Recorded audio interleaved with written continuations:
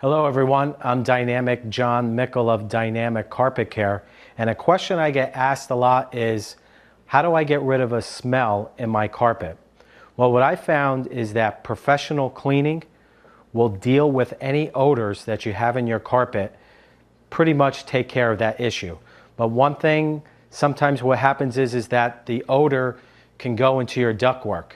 What I mean by that is you're gone for a few days and maybe you left something in your trash can, or who knows what else, you left an old sandwich out.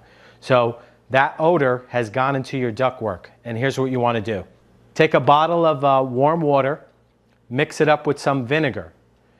You want to go to your air conditioning intake.